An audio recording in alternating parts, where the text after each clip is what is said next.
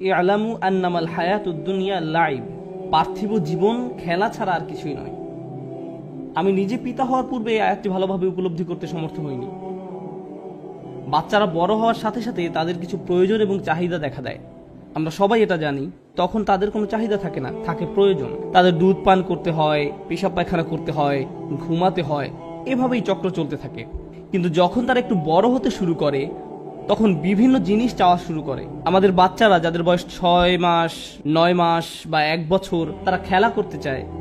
তারা চায় কেউ তাদের কোলে নিক, খেলার ছলে উপর নিচ করুক, কাতুকুতু দিক। তারা শুধু খেয়েই ঘুমিয়ে পড়তে চায় না, তারা বেড়াতে চায়, খেলতে চায়, তারা খেলাধুলা করতে চায়। এই চাহিদাটা প্রকৃতিগতভাবেই বাচ্চার মধ্যে চলে আসে। একবার একটা চমৎকার ঘটনা আমাকে এই আয়াতের কথা মনে করিয়ে দেয়। আমেরিকায় এমন একটা জায়গা আছে, এখানে উপস্থিত সকল বোন ওই জায়গাটি সম্পর্কে জানেন। মনে হয় যেন মুসলিম বোনদের জন্য সপ্তাহে একবার সেখানে যাওয়া ফরজ। জায়গাটা হলো টার্গেট। তো আমিও আমার ফরজ কাজ সম্পাদনের জন্য বাচ্চাদের নিয়ে টার্গেটে গেলাম। সে সময় আমি আমাদের প্রথম বাচ্চা অলিদের দায়িত্বে ছিলাম। ইমাদ। যাই হোক, আমি প্রায় বাচ্চাদের নাম বলার ক্ষেত্রে ভুল করি, তাই আমি এভাবে ডাকি 3 নাম্বার, 4 নাম্বার, সরি, এদিকে আসো। যাই হোক, ইমাদের বয়স সে সময় 2 বছর ছিল। আপনি যখন এরকম 2-3 বছরের কোনো বাচ্চাকে নিয়ে দোকানে যান, সে তখন তাক থেকে সবকিছু ফেলে দিতে চায়, কারণ আপনাকে আবার এটা তুলে রাখতে দেখলেই সে এক ধরনের মজা পায়। তাই আমি চেয়েছিলাম তাকে একটু ব্যস্ত রাখতে। তো আমি তাকে খেলনার সেকশনে নিয়ে গেলাম। সেখানে বড় একটা বল ছিল, বলটা তার থেকেও বড় ছিল। তো আমি এটা নিলাম আর তাকে বললাম, তুমি এটা দিয়ে খেলো। সে বলটা নিল, কিক দিল, বলটা একটু সামনে গেল, সেও এগিয়ে গিয়ে বলটাকে আবার কিক দিল। এভাবে বিশাল দোকানটি বল নিয়ে সে চক্কর দিল। আমার জন্য বিষয়টা দারুণ ছিল, আমাকে আর কিছুই করতে হয়নি। সে খেলতে খেলতে পুরো ক্লান্ত হয়ে যাচ্ছিল, ঘর্মাক্ত হয়ে যাচ্ছিল, তার ডায়পার থেকেও সন্দেহজনক গন্ধ ছড়াচ্ছিল। এভাবে খেলতে খেলতে এক সময় ক্লান্ত হয়ে সে বসে গেল আর বড় বড় নিঃশ্বাস ফেলতে লাগলো। তারপরও বলটির দিকে তাকিয়ে রইল, বলটিকে বলছে, আমি আসছি। তারপর সে আবার উঠে দাঁড়ালো এবং বলটিকে কিক দিল। এমন সময় আমার স্ত্রী সেখানে এসে হাজির হলো এবং তাকে কোলে তুলে নিল। আমাকে বলল, কি করছো তুমি এটা? সে তার মায়ের কোলে যাওয়ার সাথে সাথে ঘুমিয়ে পড়ল, কারণ সে সময় তার নিকট সবচেয়ে গুরুত্বপূর্ণ বিষয় ছিল খেলাধুলা। তারপর আমাদের জীবন পরিক্রমায় অন্য একটি বিষয় এসে যুক্ত হয়। আল্লাহ বলছেন, ইয়ালামু আন্নামাল হায়াতুদ দুনিয়া লাইবুন ওয়া লাহউন, তোমরা জেনে রাখো যে দুনিয়ার জীবন হলো ক্রীড়া কৌতুক। এখানে লাহু বলতে এমন জিনিস বোঝায় যা নিয়ে অবসর কাটানো হয়। লাহু বলতে এমন জিনিস বোঝায় যা উপকারী নয়, কিন্তু বিনোদন পাওয়া যায়, যা আপনাকে কাজের কথা ভুলিয়ে দেবে। আমাদের বাচ্চারা যখন আরেকটু বড় হতে শুরু করে, তখন তারা শুধু বেয়াও বা লুকোচুরি খেলার মাঝে সন্তুষ্ট থাকতে চায় না, আপনাকে আরো কিছু যুক্ত করতে হয়। আমরা তাকে বলি বিনোদন। আব্বা, আমাকে একটা গল্প বলেন, আমি কি এই নাটকটা দেখতে পারি, আমি কি এই অনুষ্ঠানটা দেখতে পারি, আমি কি এটা দেখতে পারি, আমি কি ওটা দেখতে পারি, তুমি কি আমাকে একটা গল্প শোনাতে পারো? এর নাম খেলাধুলা নয়, এর নাম কি? এটা বিনোদন। সুতরাং জীবনের পরবর্তী পর্যায়টি হলো বিনোদন। বর্তমানে অবশ্য খেলাধুলা আর বিনোদনের সমন্বয় তৈরি করা হয়েছে ভিডিও গেম। গল্প এবং খেলাধুলা দুইটাকে এখানে এক করে দেয়া হয়েছে। এই ভিডিও গেমগুলো সবচেয়ে বড় ভোক্তা হলো শিশুরা। আমাদের মুসলিম শিশুদের বড় একটা অংশ এগুলো ব্যবহারকারী, আর এই গেমগুলো তাদের বয়স সীমার অনেক বাইরে। যেমন আপনার 8 বছরের বাচ্চা এসে আপনাকে বলে, আম্মু, এই দিয়ে আমাকে গ্র্যান্ড থেফট থেকে অটো কিনে দিতে হবে। যদি আমাকে এই গেমটি কিনে দেন, তবে আমি সৎকর্মশীলদের অন্তর্ভুক্ত হয়ে যাব। যদি এটা কিনে দেন, তবে আমি প্রতিদিন ফাস্ট হব, ইত্যাদি ইত্যাদি। তাহলে প্রথমে ছিল খেলা, দ্বিতীয়ত ছিল বিনোদন, তারপর আল্লাহ তৃতীয় পর্যায়ের কথা উল্লেখ করেন, ওয়াজিনাতুন, সৌন্দর্য নিজেই চরম আকাঙ্ক্ষার বস্তু হয়ে দাঁড়ায়। এর মানে কি জানেন? এর মানে হলো আপনি সাবালক হয়েছেন, এর মানে হলো আপনি টিনেজার হয়ে গেছেন। আপনি এখন সম্পূর্ণ আচ্ছন্ন হয়ে পড়েছেন নিজের সৌন্দর্য নিয়ে। আপনার বয়স যখন 9 বা 10 বছর ছিল, আপনার জুতা ম্যাচিং করেছে কিনা, আপনার পোশাক কেমন ছিল, সেটা নিয়েও কোনো মাথা ব্যথা ছিল না, বা অন্য কারো পোশাকের দিকেও আপনি ভ্রুক্ষেপ করতেন না। এখন আপনি যদি 13 বছর বয়সের কোনো বোন হয়ে থাকেন, আপনি হয়তো 30 মিনিট ধরে আয়নার সামনে দাঁড়িয়ে নিজের হিজাব ঠিক করেন, কিন্তু যদি এক পাশ অন্য পাশ থেকে কিছুটা উঁচু হয়, জোরে জোরে মাথায় থাপ্পড় দিতে থাকেন এটাকে নিচে নামানোর জন্য, কিন্তু এটা নিচে নামছে না। এমন সময় আপনার আম্মু দরজায় নক করে জিজ্ঞেস করেন, সবকিছু ঠিক আছে তো? হ্যাঁ, সবকিছু ঠিক আছে। অন্যদিকে ছেলেদের ক্ষেত্রে এখনো তাদের কোনো নারী গজায়নি, কিন্তু তারা মনে করে যে এই একটা দুইটা গজিয়েছে, আয়নার সামনে দাঁড়িয়ে বারবার দেখতে থাকে, হ্যাঁ হ্যাঁ আমার দাড়ি গজাচ্ছে, ও আমি এটা দেখতে পাচ্ছি। আবার যাদের মুখ ভর্তি দাড়ি উঠেছে তারা পেন্সিলের মতো করে এটাকে সাজিয়ে রাখে, মনে হয় যেন একটা শৈল্পিক রূপ দিয়ে এটাকে ছাটা হয়েছে, কোনো এক ইঞ্জিনিয়ারের মহৎ কর্ম। আপনারা খেয়াল করেছেন? এমনকি টাক মাথার ছেলেটাও দেখা যায় আয়নায় দাঁড়িয়ে এমন করছে। আমি দেখেছি যখন তরুণ ছেলেরা জুমার নামাজে মসজিদে আসে, তারা রাস্তার পাশে দাঁড়িয়ে থাকা প্রত্যেকটি গাড়ির আয়নায় নিজের চেহারা দেখে, চুল ঠিক করে। দৃশ্যটা বেশ মজার, বিশেষ করে যদি আপনি গাড়ির ভেতরে থাকেন আর তারা তা জানে না। সত্যি বেশ মজার। যাই হোক, সৌন্দর্য একটি চরম আকাঙ্ক্ষার বিষয় হয়ে দাঁড়ায়। আপনি চান আপনাকে যেন সুন্দর দেখায়, আবার আপনি সুন্দর কারো প্রতি আকৃষ্ট হয়ে পড়েন। আপনি সুন্দর গাড়িতে চড়তে ভালোবাসেন। যদি আপনার বাসা সুন্দর না হয়, আপনি মানুষকে দাওয়াত করতে চান না। আপনার বাবা যদি বেশ পুরাতন মডেলের কোনো গাড়ি চালায়, আপনি তাকে স্কুল থেকে বেশ দূরে কোথাও নামিয়ে দিতে বলেন। আপনার বন্ধুদের এমন গাড়ি দেখানোর চেয়ে আপনি হেঁটে স্কুলে যাওয়াকে অধিক পছন্দ করেন, কারণ এ বয়সে সৌন্দর্য আপনার মনকে সম্পূর্ণরূপে আচ্ছন্ন করে রাখে। ফ্যাশন, সুন্দর পোশাক, বাসার ভিতরের ডিজাইন, এ বয়সে আপনার রুমকে আপনি সাজিয়ে রাখতে পছন্দ করেন।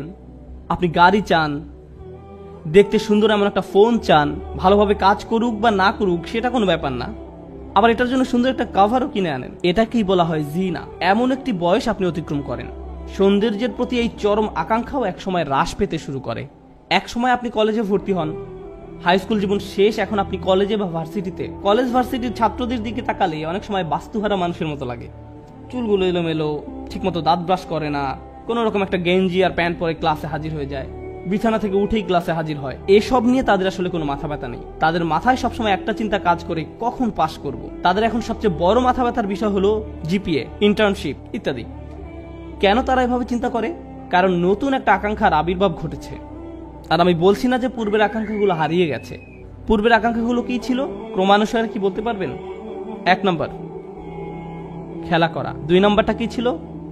বিনোদন, 3 নম্বরটা কি ছিল? সৌন্দর্য। এখন শুনুন 4 নম্বরটা, ভাব দেখানো, অতাফাখুরুম বাইনাকুম, পারস্পরিক অহমিকা। আপনার মূল্য অন্যের কাছে উপস্থাপন করতে চান।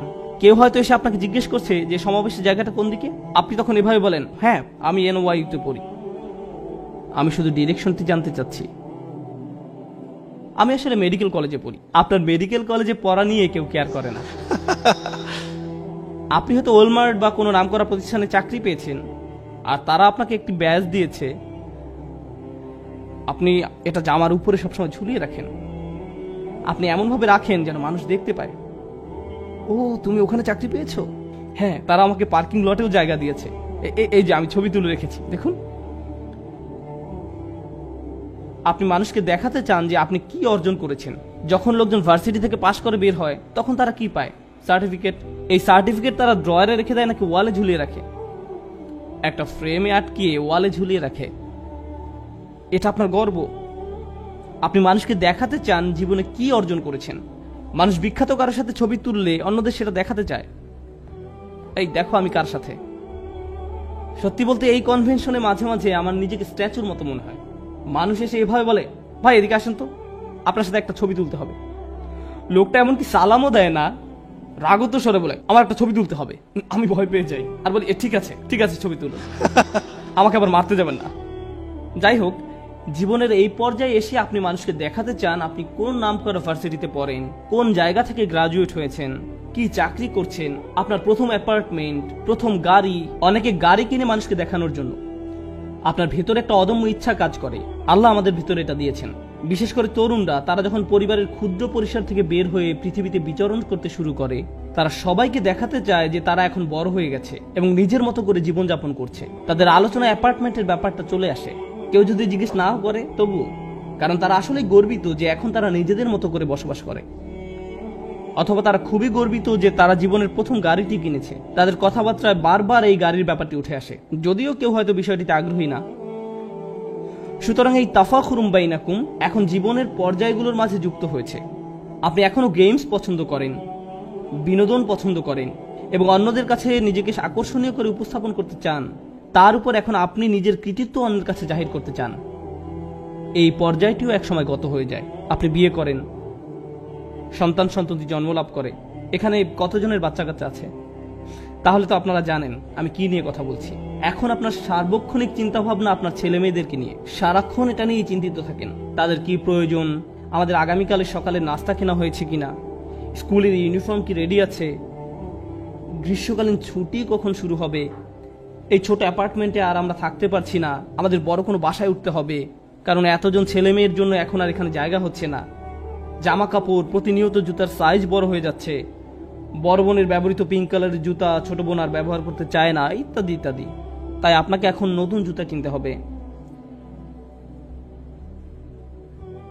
ফলে এখন আপনি টাকা উপার্জন নিয়ে খুবই উদ্বিগ্ন থাকেন, আপনার নিজের জন্য এবং ছেলে মেয়েদের ভবিষ্যতের সেভিং নিয়ে আপনি সর্বদা চিন্তামগ্ন থাকেন। আপনার মোবাইলের অ্যাপ থেকে আপনি প্রতিনিয়ত কয়েক ঘন্টা পর পর অ্যাকাউন্ট চেক করতে থাকেন, টাকাগুলো কি এখনো আছে, আবার চেক করে দেখি, আচ্ছা এখনো আছে, হায় হায় গ্যাস কোম্পানি অটোমেটিক ভাবে বিল কেটে নিয়ে গেছে। আর এইভাবে যতবার অ্যাকাউন্টে মাইনাস দেখেন ততবার আপনার অন্তর পুড়ে যায়, আপনি বুকে হাত দিয়ে বসে পড়েন। আল্লাহ বলেন ওয়া তাকাসুরুন ফিল আমওয়ালি ওয়াল আওলাদ, ধন সম্পদ ও সন্তান সন্ততিতে আধিক্যের প্রতিযোগিতা মাত্র। প্রসঙ্গত আপনি যখন জীবনের এই পর্যায়ে আসবেন যে সময়ে আপনি টাকা পয়সা উপার্জন, সেভিংস, অবসরের প্ল্যান ইত্যাদি নিয়ে উদ্বিগ্ন থাকেন, অথবা আপনার ছেলে মেয়েদেরকে কলেজের খরচ নিয়ে চিন্তিত থাকেন, তরুণরা যারা এখনো জীবনের প্রাথমিক পর্যায়গুলোতে আছো, আর প্রাথমিক পর্যায়গুলো কি, খেলাধুলা, বিনোদন, তাদেরকে যদি আপনি টাকা জমানো নিয়ে প্রশ্ন করেন, তারা বলে আমি কখনোই আমার বাবা মায়ের মতো হব না, আমি বাসা বাড়ি নিয়ে কেয়ার করি না। ওকে, 20 বছর পর আমার সাথে এই ব্যাপারে আলাপ করবেন, আপনিও সেই একই পথের মধ্য দিয়ে যাবেন। আপনার পূর্বে হাজার হাজার লক্ষ লক্ষ মানুষ একই কালচক্রের মধ্য দিয়ে গত হয়েছেন। আমরা মনে করি যেসব জিনিস আমাদের সুখী করবে তার একটি সারাংশ আল্লাহ এই আয়াতে তুলে ধরেছেন। এই যে এইসবের পেছনে তোমরা ছুটে চলো, একজন শিশু মনে করে সে সুখী হবে যখন সে খেলাধুলা করবে, আর একটু বড় হলে মনে করে বিনোদন পেলে সুখী হবে, আর একটু বড় হলে মনে করে নিজেকে সুন্দর দেখালে অথবা সুন্দর কিছুর পাশে থাকলে সে সুখী হবে, আর একটু বড় হলে মনে করে কিছু একটা করে দেখাতে পারলে নিজেকে সুখী মনে হবে, তারপর আরো বড় হলে মনে করে অনেক টাকা পয়সা উপার্জন করতে পারলে সুখী হবে। সারা দুনিয়ার মানুষ তারা যে ধর্মেরই অনুসারী হোক না কেন, যখন কেউ কোনো বাড়ি ক্রয় করতে পারে তখন মনে করে যে আমি জীবনে কিছু একটা অর্জন করতে পেরেছি। যদি না পারে তখন আপনি যদি জিজ্ঞেস করেন তুমি কি চাও, আমি যদি কোনো সম্পদ অর্জন করতে পারতাম। তারা ভাড়া বাসায় বাস করে, তারপর সুন্দর কোনো বাড়ির সামনে দিয়ে যখন ড্রাইভিং করে যায়, এমনকি এটা যদি ছোট একটা বাড়িও হয়, মনে মনে ভাবে ইস যদি এরকম একটি বাড়ির মালিক হতে পারতাম, ব্যাপারটা খুব সুন্দর হতো, ব্যাপারটা খুব সুন্দর হতো। রিয়েল এস্টেট ওয়েবসাইটে গিয়ে বিভিন্ন ধরনের বাড়ির সুন্দর সুন্দর ফটোগুলো দেখতে থাকেন। আপনি হয়তো ভাবছেন 3-4 বছর পর অন্য কোনো শহরে যাবেন, কিন্তু আপনি এখন থেকে ওই শহরের বিভিন্ন বাড়ির ছবি দেখতে শুরু করেন। বউকে ডেকে বলেন এই দেখো দেখো এই বাড়ির বেডরুমটা দেখো, এই বাড়ির বাইরের অংশটা দেখো, আর আপনি নিজেকে থামিয়ে রাখতে পারেন না। আল্লাহ আমাদের ভেতরে এটা দিয়েছেন। এটা হলো আয়াতের অর্ধেক। ব্যাপারটা ভালো, কারণ আমিও আমার নির্ধারিত সময়ের অর্ধেক পর্যন্ত এসেছি। এটা হলো আয়াতের অর্ধাংশ। এই দুনিয়ায় আমি আপনি যেসব কিছুর পেছনে ছুটে চলি, এই অর্ধাংশে আল্লাহ তার একটা সারাংশ তুলে ধরেছেন। দ্বিতীয় অংশে আল্লাহ এই বিষয়গুলোকে একটা কিছুর সাথে তুলনা করেছেন। আমি আশা করছি আপনারা গভীর মনোযোগ দিয়ে শুনবেন। আমি জানি সাউন্ড সিস্টেমে প্রচুর সমস্যা হচ্ছে, আমি আশা করছি আপনারা শেষ অংশটুকু মনোযোগ দিয়ে শুনবেন, কারণ সুখের সন্ধানে ছুটে চলা এই বিষয়গুলোর জন্য এই অংশেই রয়েছে আল্লাহর পক্ষ থেকে হেদায়েত বা পথ নির্দেশনা। আল্লাহ বলছেন কামাসালিল গাইসি আজাবাল কুফফারা নাবাতুহু, দুনিয়ার উপমা হলো বৃষ্টির মতো। আরবিতে বৃষ্টির জন্য যে শব্দটি ব্যবহৃত হয় তা হলো মাতার, কিন্তু গাইস শব্দের অর্থ হলো পরিমাণ মতো বৃষ্টি। এত বেশি নয় যার ফলে জমিনে বন্যা সৃষ্টি হয়, আবার এত কমও নয় যার কারণে জমিনে গাছ জন্মাবে না, একেবারে পরিমাণ মতো বৃষ্টি। আর এই ধরনের বৃষ্টিকে বলা হয় গাইস। এই জন্য যখন আমরা আল্লাহর কাছে বৃষ্টির জন্য দোয়া করি, আমরা সালাতুল ইস্তিগহাসা আদায় করি, কারণ আমরা যেমন তেমন বৃষ্টির জন্য দোয়া করছি না, আমরা দোয়া করছি গাইসের জন্য। আমরা পরিমাণ মতো বৃষ্টির জন্য দোয়া করছি, কারণ খারাপ বৃষ্টির কারণে মানুষ মারা যেতে পারে, বন্যা হয়ে যেতে পারে, এই বন্যা আপনাকে মেরে ফেলতে পারে। আল্লাহ আকাশ থেকে পাথর বৃষ্টিও বর্ষণ করতে পারেন। তাই আপনি গাইস চাইবেন যে বৃষ্টি প্রাণের সঞ্চার করে। তো আল্লাহ বলছেন দুনিয়ার যেসব কিছুর পেছনে তোমরা ছুটে চলো তার উপমা হলো পরিমাণ মতো বৃষ্টির মতো। আজাবাল কুফফারা নাবাতুহু, যে কৃষক জমিনে বীজ বপন করে সে এই বৃষ্টি দেখে দারুণ খুশি, কারণ এই বৃষ্টির ফলে তার জমিনে ফসল ফলবে। এই উপমায় একটা সুন্দর চিত্র অঙ্কন করা হয়েছে। কৃষকের জন্য আরবিতে যে শব্দটি ব্যবহার করা হয় তা হলো কুফফার। এখন আমরা সাধারণভাবে কাফের শব্দের একটা অর্থ জানি। কাফের শব্দের অর্থ কি? অবিশ্বাসী। কিন্তু এই আয়াতে কাফের শব্দের অর্থ এটা নয়। সূরা হাদীদের এই আয়াতে কুফফার শব্দের অর্থ হলো যে জমিনে বীজ লুকিয়ে রাখে। এই কুফফার শব্দের শাব্দিক অর্থ একজন অবিশ্বাসীকে এই জন্য কাফের বলা হয় কারণ সে সত্যকে লুকিয়ে রাখে, এই জন্যই তাকে কাফের বলা হয়। যাই হোক, একজন কৃষককে সারা বছর ধরে অনেক পরিশ্রম করতে হয়। সর্বপ্রথম কোন কাজটা তাদেরকে করতে হয়? বীজ বপন করতে হয়, এটাই প্রথম কাজ। তারপর তাদেরকে জমিনের মাটি ঠিক করতে হয়, পানি দিতে হয়, কীটনাশক ব্যবহার করতে হয় এবং নিশ্চিত করতে হয় যেন জমিনে যথেষ্ট সূর্যের আলো পড়ে। এই সব কিছু তাদের করতে হয়, কিন্তু সর্বপ্রথম তাদের যা করতে হয় এবং সবচেয়ে পরিশ্রমের যে কাজটি তাদের করতে হয় তা হলো বীজ বপন করা, যখন তারা কুফফার থাকে। আল্লাহ এই পর্যায়টিকে উল্লেখ করেছেন কারণ এটাই সবচেয়ে পরিশ্রমের কাজ। আর এই সময় কৃষক তার পরিশ্রমের কোনো ফলাফল দেখতে পান না। তিনি জানেন না এই বীজ থেকে আসলে চারা গজাবে কিনা, অথবা পোকামাকড় এই বীজটা খেয়ে ফেলবে কিনা। তিনি জানেন না বৃষ্টি হবে কিনা, তিনি কিছুই পূর্ব থেকে জানেন না। আর বিষয়টা আমাদের মতো নয়। আমি প্রায় এই উদাহরণটা দিয়ে থাকি। আপনি যদি কোনো চাকরি করে থাকেন তাহলে আপনি মাসে একবার বা দুইবার বেতন পেয়ে থাকেন, কেউ কেউ অথবা প্রতি সপ্তাহে বেতন পেয়ে থাকেন। কৃষক কতবার বেতন পায়? বছরে একবার। তাকে সারা বছর পরিশ্রম করতে হয়, তারপর সম্ভবত বছর শেষে তার পরিশ্রমের ফলাফল পাবে। তাকে পরিশ্রম ঠিকই করতে হবে, কিন্তু ফসল পেতেও পারে আবার নাও পেতে পারে। এখন লোকটি সপ্তাহের পর সপ্তাহ জুড়ে পরিশ্রম করে যায়, তারপর একদিন ঘুম থেকে জেগে উঠে দেখে ফসলের জন্য পরিমাণ মতো বৃষ্টি হয়েছে। সে কি তখন খুশি হবে? হ্যাঁ, সে খুশি হবে। এক সময় সে দেখতে পায় বীজ থেকে চারা গাছ গজিয়েছে, গাছগুলো এখনো বড় হয়নি। যখন পরিপক্ক হবে তখন হয়তো সেগুলো উচ্চতায় তাকেও ছাড়িয়ে যাবে, কিন্তু এখন সেগুলো সবেমাত্র গজিয়েছে, আর তাতেই সে অত্যন্ত খুশি। তারপর আল্লাহ বলেন সুম্মা ইয়াহিজু, তারপর তা পেকে যায়। আমি আপনাদের বলছিলাম যখন পরিপক্কতা লাভ করে তখন সেই গাছগুলো উচ্চতায় তাকেও ছাড়িয়ে যায়। যখন ফসল পরিপক্কতা লাভ করে তখন একজন কৃষকের কি করা উচিত? আপনারা কৃষক নন, কেউ কেউ হতে পারেন, আমি জানি না। কেউ কি এমন অঞ্চল থেকে এসেছেন? যখন ফসল পরিপক্কতা লাভ করে তখন আপনারা কি করেন? তখন ফসল সংগ্রহ করতে হয়, ফসল কেটে ফেলতে হয়। কিন্তু আয়াতটি এখানে একটা অদ্ভুত মোড় নিয়েছে। আল্লাহ এখানে বলেননি এরপর সে ফসল কেটে ফেলে, বরং তিনি বলছেন ফাতারাহু মুসফাররান, তখন তুমি তা হলুদ বর্ণের দেখতে পাও। তখন তুমি দেখবে এটা হলুদ বর্ণ ধারণ করেছে। এখন এটা বুঝতে পারা গুরুত্বপূর্ণ, কোনো কৃষকই নির্বোধ না হলে তার ফসলকে হলুদ বর্ণ ধারণ করতে দিবে না। এখানে ধান বা গম গাছের কথা বোঝানো হয়নি। সবুজ থাকা অবস্থায় সেটা কেটে ফেলবে। যখন এটা ফ্রেশ থাকে, হলুদ বর্ণ ধারণ করা মানে গাছ মরে গেছে বা মরে যাওয়ার পথে আছে। তারপর আল্লাহ বলেন সুম্মা ইয়াকুনু হুতামান, এরপর তা হুতাম বা খড়কুটা হয়ে যায়। হুতাম হলো যা জমিনে খড়কুটা হয়ে পড়ে থাকে, যার প্রতি আমাদের কোনো মনোযোগ নেই। হেঁটে যাওয়ার সময় আপনার পায়ের নিচে পড়লে খটাস করে শব্দ হয়, কিন্তু আপনি এর প্রতি গুরুত্ব দেন না। যেমন শুকনো পাতা আপনার পায়ের নিচে পড়লে আপনি এভাবে বলেন না, ও আমি দুঃখিত, খেয়াল করিনি। আপনি এভাবে বলেন না, কারণ এটা শুধু অর্থহীন আবর্জনা। হুতাম শব্দের শাব্দিক অর্থ হলো যা আপনার পায়ের নিচে পড়ে, যার প্রতি আপনি কোনো গুরুত্বই প্রদান করেন না। এই উদাহরণটি দেয়া হয়েছে যেন আমরা আমাদের জীবনটাকে উপলব্ধি করতে পারি। আমি এখনো এই উদাহরণটি ব্যাখ্যা করিনি, শুধু এটা বর্ণনা করলাম। ও আমার হাতে মাত্র 50 সেকেন্ড সময় আছে, আমি কি আরো 5 মিনিট সময় পেতে পারি? 5 মিনিট? এটা ইমাম সিরাজ ওয়াজের 5 মিনিটের মতো হবে না। আজকে যেহেতু আপনি আর মাইক পাচ্ছেন না, তাই আমি এরকম বলতেই পারি। ঠিক আছে, আমার 5 মিনিট সময় আছে। এই 5 মিনিটে প্রথম আকাঙ্ক্ষাটা কি ছিল? খেলা করা। কোনো খেলনা নিয়ে খেলা করার পূর্বে আপনি আপনার সন্তানকে খেলনার দোকানে নিয়ে গেলেন। ব্যাপারটা খারাপ হয়তো, তবু আপনি নিয়ে গেলেন। সে খেলনার দোকানের শেলফে রাখা খেলনাগুলোর দিকে চোখ বড় বড় করে তাকিয়ে থাকে। আপনি যদি তাকে অন্যদিকে নিয়ে যান, তবুও সে তার মাথা সেই খেলনার দিকেই ফিরিয়ে রাখে। আপনার হাত থেকে ছুটে যেতে চায়। সে ইতিমধ্যেই ভাবতে শুরু করে দিয়েছে সে কিভাবে ওই খেলনা ধরে রেখেছে, ওইটা নিয়ে খেলছে, তার মুখ ঘষছে, আর সব মজার মজার কত কি করছে। সে ইতিমধ্যে এটা কল্পনা করা শুরু করেছে। তাই সে আপনার কাছে বায়না ধরেছে, আম্মু প্লিজ ওইটা, প্লিজ আম্মু ওইটা আমাকে কিনে দাও প্লিজ। তাই আপনি খেলনাটি কিনে ব্যাগে রাখেন আর তাকে বলেন বাসায় যাওয়ার আগে এটা বের করতে পারবে না। সে গাড়ির পেছনের সিটে বসে খেলনার ব্যাগটি হাতে ধরে রাখে আর বারবার ব্যাগের মুখটা একটু একটু ফাঁকা করে খেলনা আছে কিনা দেখে।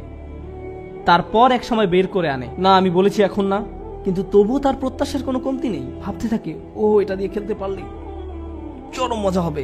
আপনার বাচ্চাকে একটা খেলনার ব্যাগ দিয়ে রাখুন যেটা এখনো খোলা হয়নি, তারপর ব্যাপারটা ভিডিও করুন।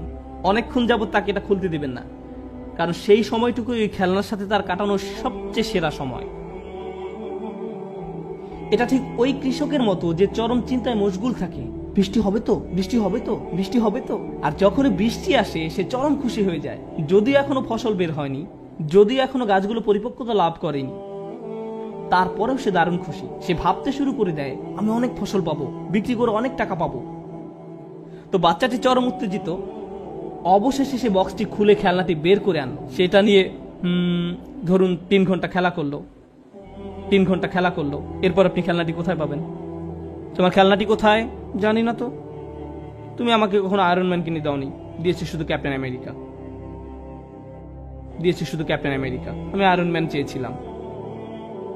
অল্প কিছু সময়ের মধ্যে যা একটু আগে তার কাছে ছিল দুনিয়ার সবচেয়ে মূল্যবান জিনিস, তা এখন মূল্যবান হয়ে গেছে। আল্লাহ কোন বিষয়টিকে মূল্যহীন হিসাবে বর্ণনা করেছেন? কৃষি জমি।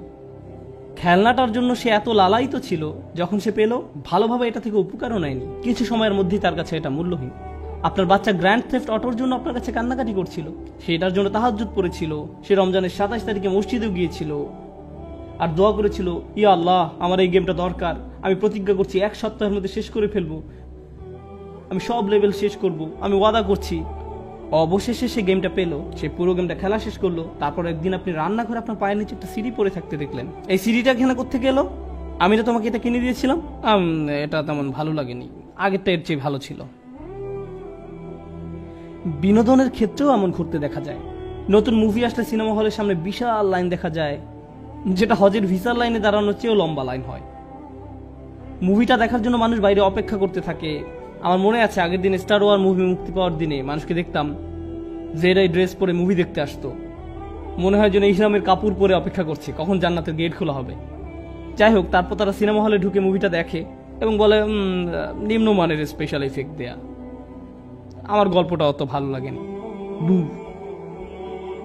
আপনি এর জন্য এত লালায়িত ছিলেন, অল্প সময়ের মধ্যেই এটা আপনার নিকট মূল্যহীন হয়ে গেল। আবার আমাদের মাঝে অনেকে এমন আছে যারা গাড়ির জন্য তীব্র আকাঙ্ক্ষা পোষণ করে। হয়তো আপনি ইয়াকুরা NSX গাড়ির মালিক হতে চান, আমি জানি না। এরপর এক সময় আপনি গাড়িটি কিনলেন, কি মজা। আপনার ভার্সিটির সামনে দিয়ে যাওয়ার সময় একটু স্লো মোশনে চালান, কার ওয়াশের কাছে একটু বেশি আসা যাওয়া করেন। তারপর পরের বছর নতুন মডেলের গাড়ি বাজারে আসলো।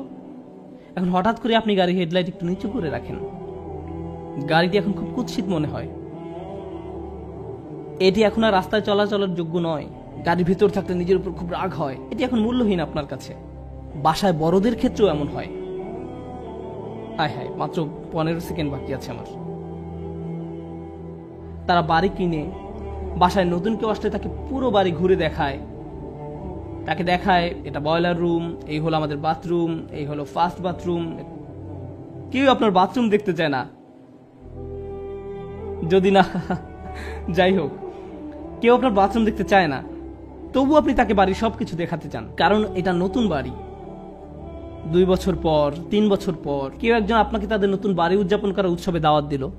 ওই বাড়ির আশপাশ খুব সুন্দর, বাড়িটাও বেশ বড়, নতুন বাড়ি, তাদের বাথরুমও আপনার বাথরুমের চেয়েও সুন্দর। এর ফলে কি হয়? হায় আল্লাহ, আপনার বাড়িটা ঠিক হলুদ বর্ণ ধারণ করেছে। বুঝতে পেরেছেন আমি কি বলতে যাচ্ছি? খেলনা হলুদ বর্ণ ধারণ করে, গাড়ি হলুদ বর্ণ ধারণ করে, আবার কারো কারো বিয়েও হলুদ বর্ণ ধারণ করে। বিয়ের প্রথম দিন আপনার স্ত্রীকে দেখার জন্য কেমন উৎসুক হয়ে থাকেন, তারপর এখন তার অতীতের সব কথা মনে পড়ছে। শান্ত হন প্লিজ। 10 বছর পার হয়ে যায়, আপনি বাসায় আসলেন। কাজ থেকে বাসায় আসার পর যখন দেখেছিলেন, আপনি তার দিকে তাকালেন আর সেও আপনার দিকে তাকালো।